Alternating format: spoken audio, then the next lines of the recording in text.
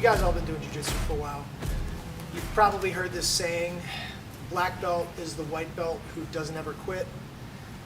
Not here, okay? It's not how we do things here, okay? When I talk to students about progression and sticking with it, I don't like to use that phrase. Instead, I like to talk to people about walking the path. I always say walk the path. Walk the path that your coaches lay out for you, okay? So I want to talk a little bit about what Al's path, at least from my perspective, has been like in jiu-jitsu. So obviously, he's been training for a really long time. I'm sure he's had a ton of ups and downs. I know he's had some injuries, okay? He did something really difficult. He came to Hurricane as a high-ranking brown belt. If you haven't been in the jiu-jitsu game for a very long time, I don't think you can really understand what a difficult thing that is to do. It's an incredibly hard thing to do. He came into a really tough environment, swallowed his ego, worked crazy hard. I couldn't believe it. Chris couldn't believe it either, but he's been here for 3 years now. Okay, and during those 3 years, just unbelievable, astronomical improvement.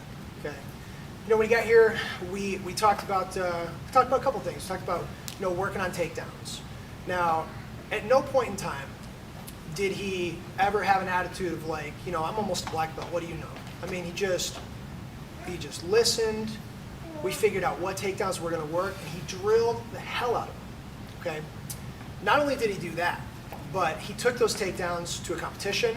He took everybody down. Okay. Again, that is unbelievably impressive. I mean, that's what he did. He walked that path. Okay. The competition thing, I wanted him to compete. Like, I really wanted him to compete, but at the same time, I don't push stuff like that on people. Didn't have to, okay? I didn't know he was going to do it. He just sort of quietly started getting ready for a tournament, just started training alongside everybody else. Didn't make a big deal out of it. Showed up, took everybody down, beat everybody, took gold in his division, okay? Again, incredibly hard thing to do.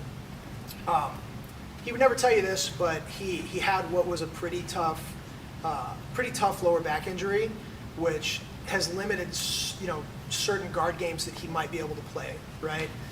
And he with his takedowns and how heavy his top game is, he could have just gotten away with not working on his guard, and he could still be a force, right? Didn't do that. We talked about what types of guards are going to work for his game, and he's developed a very dangerous guard, specifically with the no-gi leg locks, right? Again, that's a very difficult path to walk, and not a lot of people would do that. And then one thing that Chris pointed out to me before class, because I was kind of talking about what I was going to say, is he never ducks a hard roll, okay? In fact, he'll go find the person he probably wants to train with the least and asks him to train, okay? A very tough thing to do, all right? So this is a guy who, it's not that he didn't quit, okay? He's even gone to the lengths to go to a trainer 3 days a week to shore up that lower back injury and the rest of his body. This is somebody who's chased this black belt really, really hard, okay? And I am very proud to add him to the list of Hurricane black belts today.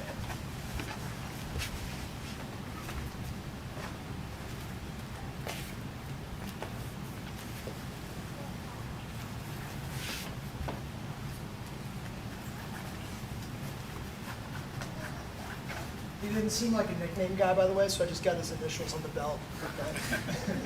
Okay. Proud to have you, brother. Excellent work.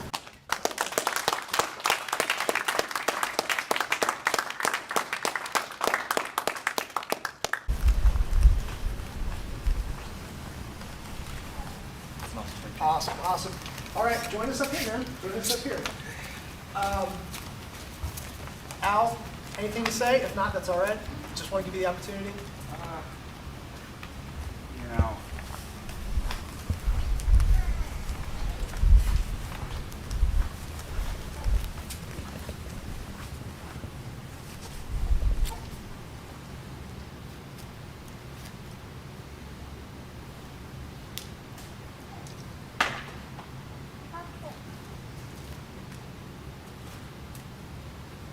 all you folks, you'll be fine. Purples and browns. My first class was 20 years ago. It's a different world back then. Now, I lost probably about 5 or 6 years of that, so call me a 15-year black belt.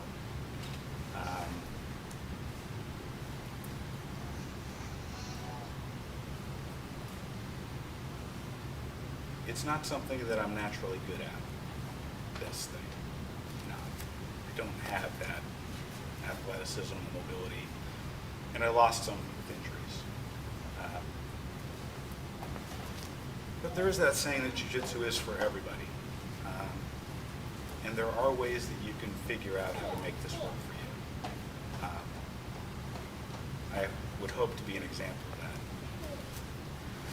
There will be times in your training, and I felt it with mine, that you'll be stuck in the same place. You'll feel like you're stuck in the same place forever. Or you'll feel like you're getting worse. That you'll start, and this is kind of talking mostly to the whites and blues. There are people that you start with that will surpass you. There are people that start after you that will surpass you. Keep coming. You are getting better. And I still haven't figured out what causes you to break those plateaus, but they eventually do break, and you do break through to a new level. Sometimes it takes a frustratingly long time, but it does happen. That's all I've got. Well said.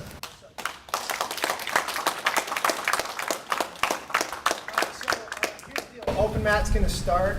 I just want to let you guys know that I'm actually going to have Al put his belt, his name up on the wall. So if you want to watch that little part, Travis get a little bit of video. But otherwise, we're just going to, let's formally end the class. We'll bow out. And then it's just open fun. Cool, cool? What a day. All right. Attention. Thank you all very much. Nice work.